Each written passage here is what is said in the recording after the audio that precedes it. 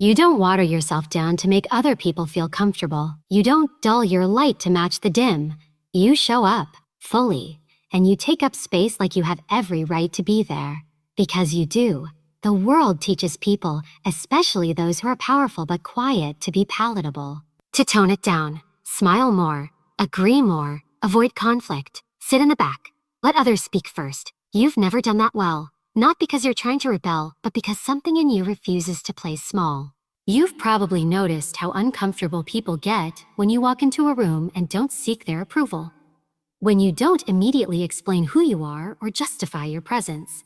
When you sit at the table like you belong there, without apology, without hesitation.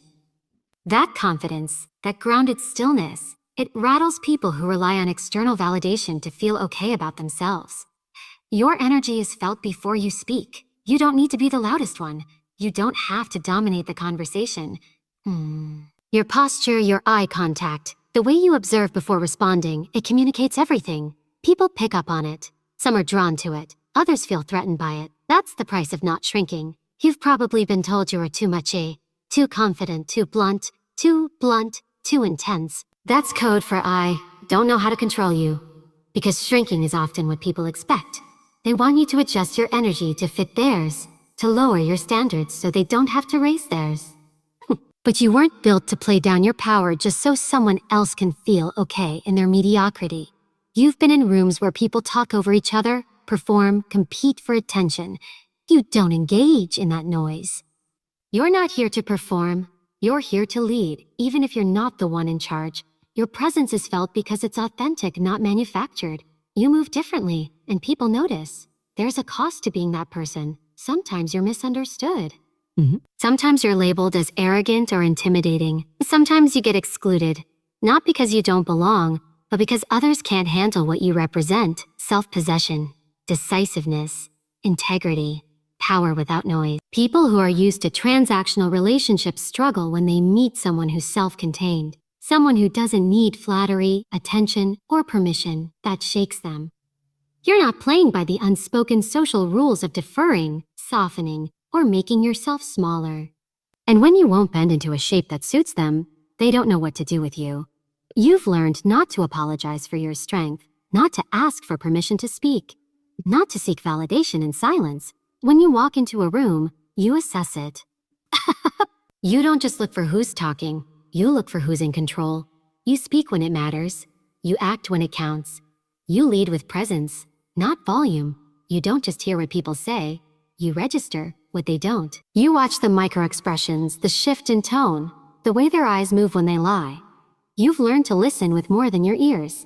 You track the energy behind the words, the intention behind the performance. Most people miss it. You don't. It's not cynicism, it's clarity.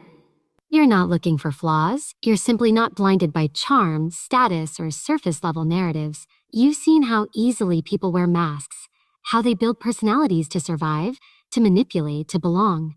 You know when someone's trying to sell you something, emotionally or otherwise. It's like you pick up on dissonance instantly, when what they say doesn't match how they say it.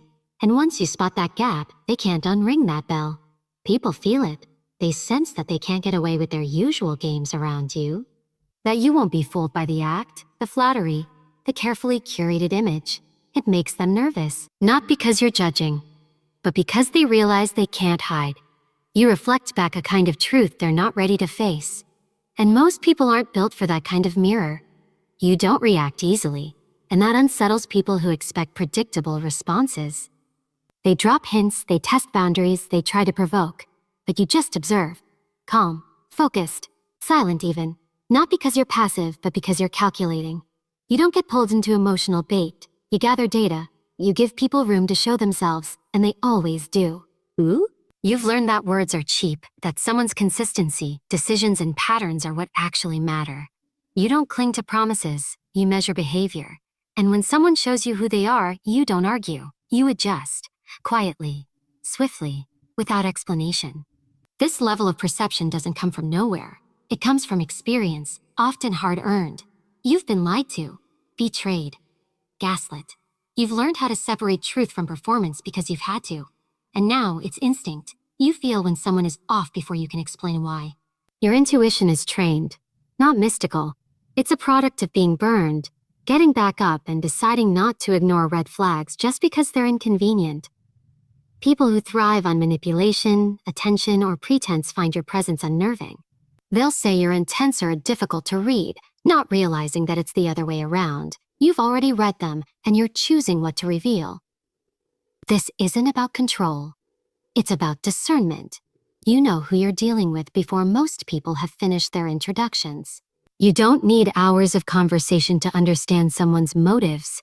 You catch the shift in their tone when they talk about someone they love. You notice who they ignore when the spotlight's on them. You register who they become when no one's watching. You don't get swept up in the noise. When everything around you starts to spiral, when people raise their voices, pace the floor, throw their hands in the air, you don't match their energy. You anchor yourself. You slow your breathing. You assess. That silence, that stillness, it speaks louder than all the panic combined. You've never been the type to fall apart just because the situation is falling apart. You don't catastrophize. You don't jump to conclusions. You understand that reacting without thinking is exactly how people make things worse. And in those critical moments, your ability to stay composed becomes your greatest asset. You hold the line when others lose it. It's not that you don't feel fear. It's that you don't let fear lead. You've trained yourself to recognize it, regulate it, and move through it. Most people haven't. They collapse into emotion, flood their systems with adrenaline, and reach for control in all the wrong places. You don't. You trust yourself, not the chaos. You've learned that the loudest person in the room is rarely the most competent. You've seen people confuse panic with leadership, think that urgency equals action, but urgency without clarity just leads to mistakes. You don't rush unless you have to. You move with precision, and in doing so, you often take control without even raising your voice. People notice it. People notice it. Some are drawn to it. Others resent it. In the middle of a crisis, your calmness feels like control. And for those who are used to disorder, that's unsettling. They might call you a cold, unbothered, or a too detached. But what they don't understand is that your composure is not detachment. It's discipline. It's focus. It's the ability to separate what's emotional from what's essential. You're the person people turn to when things go sideways. Not because you always have the answers, but because you create space for better thinking. You don't fuel the fire. You create distance from it. You don't escalate. You de-escalate. Even your silence carries weight, because in a room full of panic, stillness becomes a form of leadership. This kind of calm doesn't happen by accident. It's built through adversity, through failure, through being in situations where you didn't have the luxury of falling apart. You've had to be the one who keeps it together, the one who sees the bigger picture while others hyper-focus on the immediate problem. You've learned to slow down your mind when your environment speeds up. You don't absorb other people's panic. You let it pass through. You listen without reacting, observe without judging, and act without broadcasting. You're not emotionless. You're emotionally governed. And that discipline doesn't just benefit you. It stabilizes everything around you.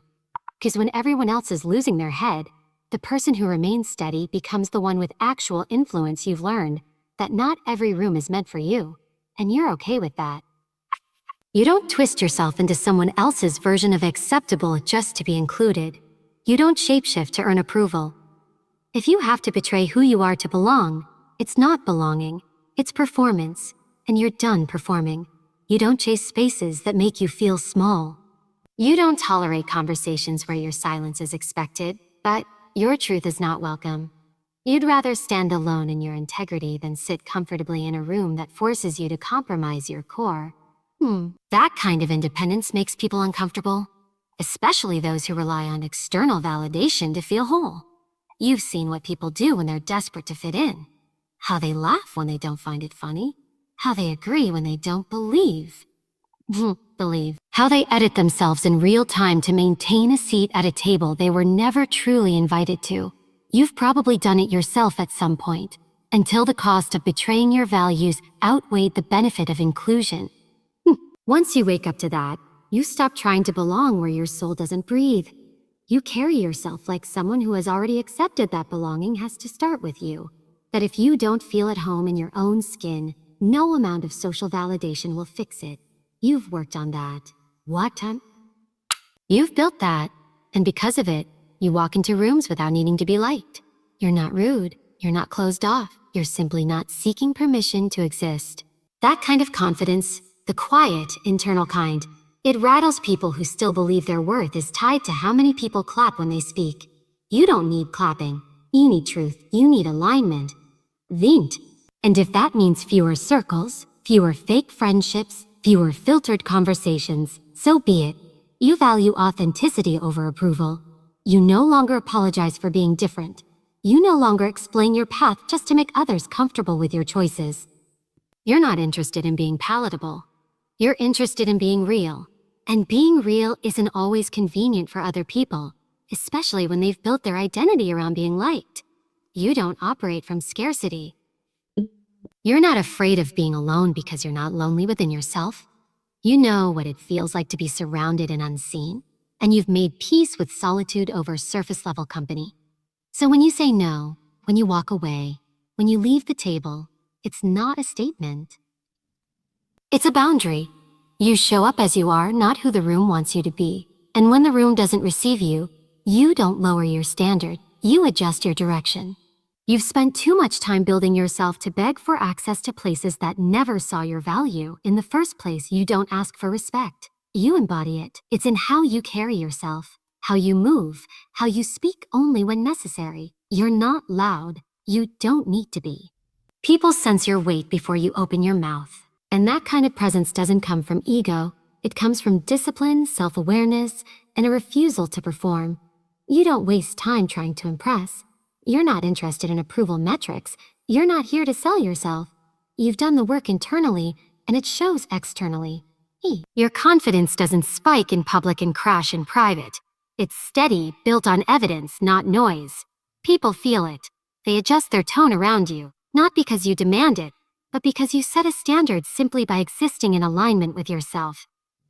You walk into a room and people pay attention, not because you're the loudest voice or the most decorated title, but because your energy isn't desperate. You don't need the spotlight. You don't compete for it. You don't need recognition to validate your worth. That lack of neediness makes you powerful. There's nothing to control, nothing to manipulate, nothing to pressure. That unnerves people who depend on power plays to feel significant. You listen more than you speak. You observe before you engage. And when you do speak, it's with intention. Your words carry weight because you don't waste them. You don't perform authority. You radiate it. There's a difference. Performance requires effort. Authority is effortless when it's real. You're not reactive. You don't respond to disrespect with desperation or noise. You handle it with precision. You're the type to let people show their character, file it away quietly, and move accordingly. You don't announce your boundaries. You enforce them. No outbursts, no warning. Just a shift. A silence. A line drawn that doesn't need explanation. People respect you because you respect yourself. It's in the way you say no without flinching, in how you stand firm without needing backup. You don't explain your standards, you live by them. And people either rise to meet them or they remove themselves. You never beg them to stay. Your calmness is often mistaken for softness, until a line is crossed. Then people realize you're not passive. You're patient. There's a difference. You give people space to show you who they are. But once they do, you don't go back to pretending you didn't see it. You move on without chaos, without drama. Just a clean break powered by clarity. You don't need to dominate. You don't need to control. Your presence alone checks behavior. Not because you're threatening, but because your self-respect sets the tone. People sense what they can and cannot get away with. And when they cross the line, they don't get a performance. They get distance. They get silence. They get the consequence that comes when someone who commands respect doesn't feel the need to convince anyone of their worth.